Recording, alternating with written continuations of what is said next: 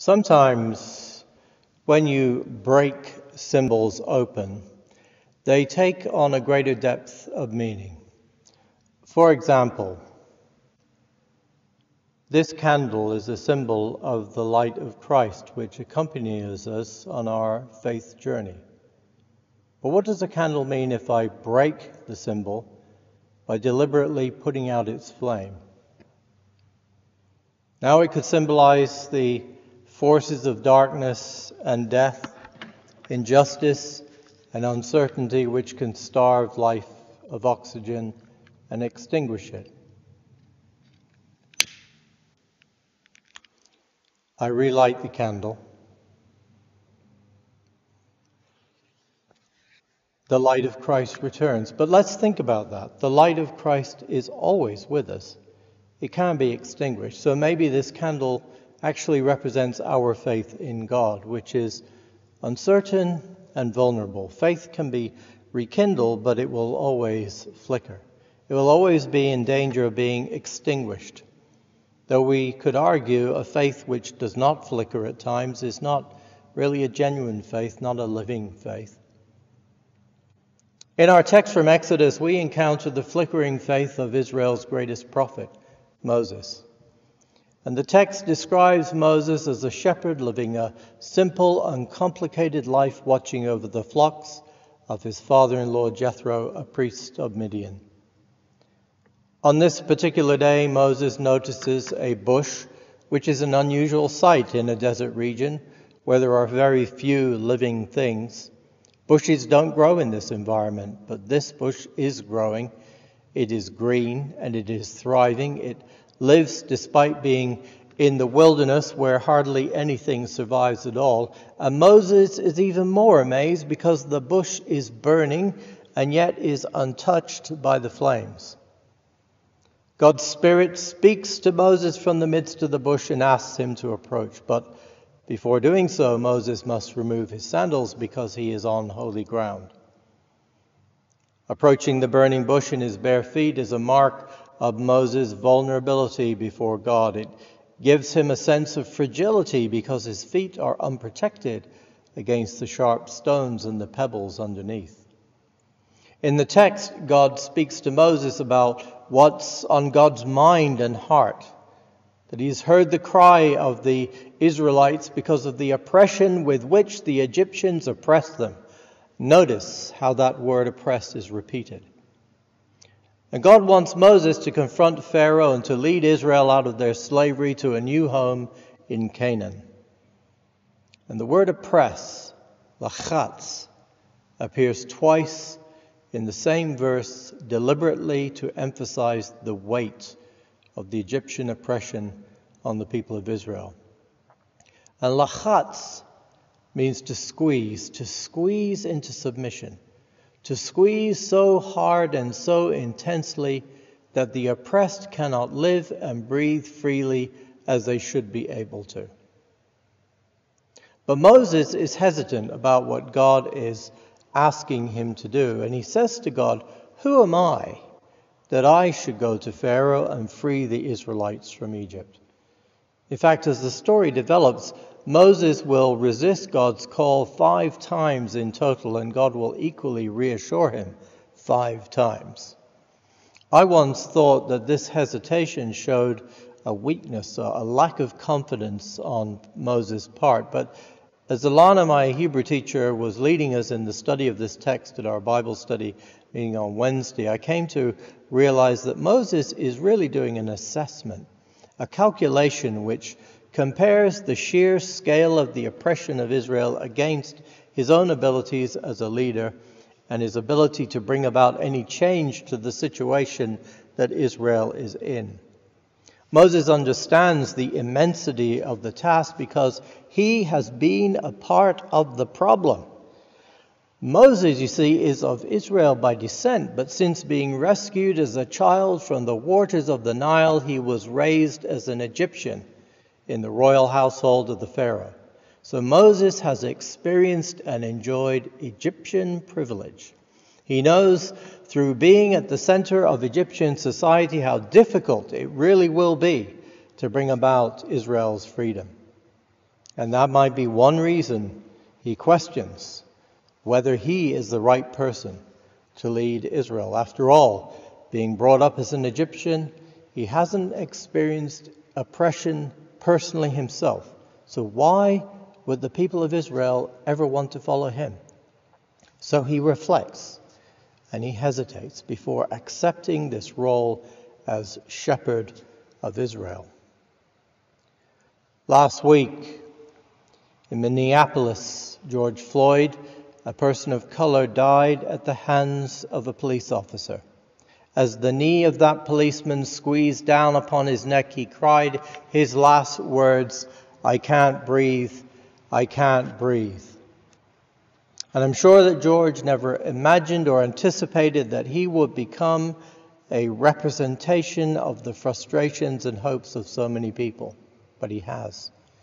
He has become a broken symbol for all people of color, for all people who have experienced systemic racism, who also cry out, "We can't breathe," because of the lack of proper health care, or the lack of educational opportunities, or the lack of opportunity of employment, or just not being able to walk around a store without someone thinking you're there to steal something. The gatherings and demonstrations that have been happening in the United States during the last week surrounding George's death have caught the attention of the entire world. There have been protests not only in the US, but in many countries across the globe, including Canada, and also here in PEI. And the image as well of a world leader standing outside a boarded up church holding a Bible upside down for a photo opportunity in Washington, having first removed the protesters by tear gas and rubber bullets, has attracted the world's condemnation. It's a natural response to call out oppression when we see it. And there have been thousands of Facebook posts doing exactly that. But sometimes silence also speaks volumes. This week, a reporter asked our Prime Minister, Justin Trudeau, about the events of last week concerning George Floyd, and his response was remarkable to watch. For 21 seconds, he was silent. He seemed to be at a complete loss for words. And I don't really know what was going on in his mind during that 21 seconds. I don't think any of us do.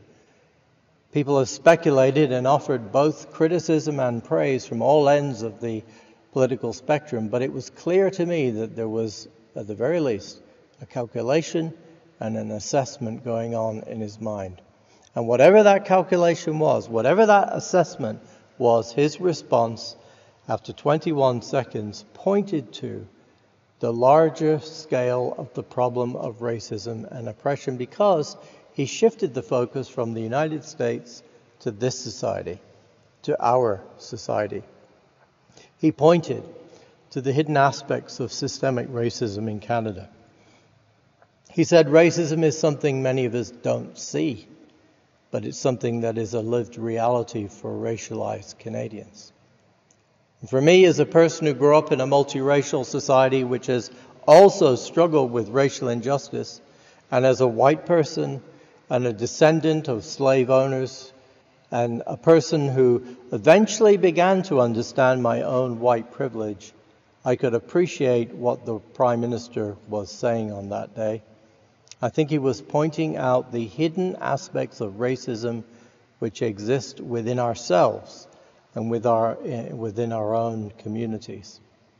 As Trudeau said on Tuesday, we need to be allies in the fight against discrimination. We need to listen, we need to learn, and we need to work hard to figure out how we can be part of the solution in fixing things. Racism and the oppression which comes with it is an intractable problem because it is a human problem and it is enmeshed in sin. And without God's help, we will never defeat racism, injustice, and oppression. And that's what Moses realizes in the wilderness. He sees the insurmountability of Egyptian oppression. He knows his own limitations as a leader.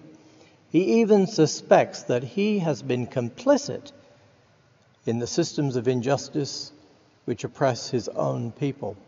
He doubts that he will be able to make any difference, which is why he asks, "Who am I that I should go to the Pharaoh?"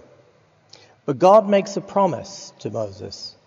God tells him, "I am your God, and I will be with you."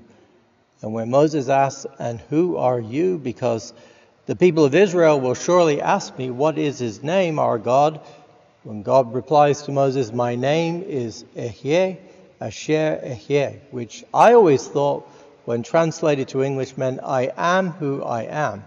That God was emphasizing "I am" in the sense that God is the all-powerful God. But the correct translation is "I will be who I will be," which places who God is into the future tense and into Israel's continuing history and search for freedom. This means that God's very identity is grounded by relationship with others, in the need for justice of his people, Israel. In other words, I will be who I will be for you. The very identity of God is defined not apart from or independent from Israel, but in and with Israel's thirst for freedom. God has always been involved in the struggle against racial oppression through the lives and the religious faith of those who have brought about great changes, whether it was William Wilberforce, Abraham Lincoln, or Martin Luther King. And God is at work today in the peaceful marches which are being held all over the world. And some have suggested, though, that through George Floyd's death and of people of color who have also suffered persecution and death, that the clock is actually moving backwards to the racial discrimination of the 60s. But Reverend Al Sharpton, who delivered the eulogy at George Floyd's funeral this week, begs to differ. He says, "I know the clock has moved forward because there are marches everywhere for George in Germany, across Europe, in England, and around the world.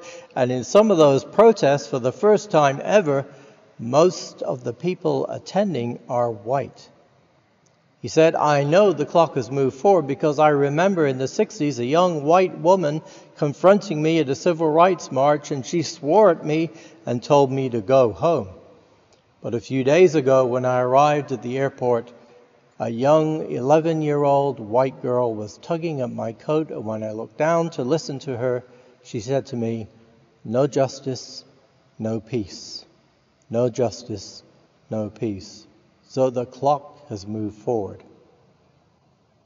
The flame of our faith flickers in face of oppression, but that flame is fed by God's Spirit in the burning bush, and it is grounded in God's identity and God's immeasurable love for us and for humanity. Garrett Kaiser, a minister in Vermont, tells of conducting an Easter vigil in his little church, and only 2 people showed up for the service. But Kaiser nonetheless lights the Paschal candle and says the prayer.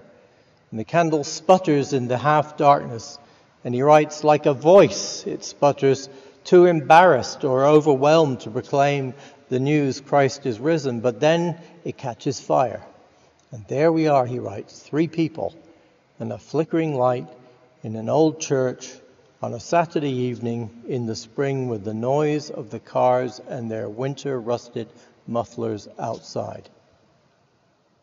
He says it is with our flickering faith that we take a fragmentary community, a fragmentary faith, a fragmentary understanding of the triune God, and we go into the world with everything Jesus has taught us, but we go in hope, with those words sounding and resounding in our ears.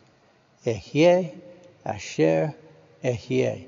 I will be who I will be for you, my people, and for all those who suffer oppression and injustice.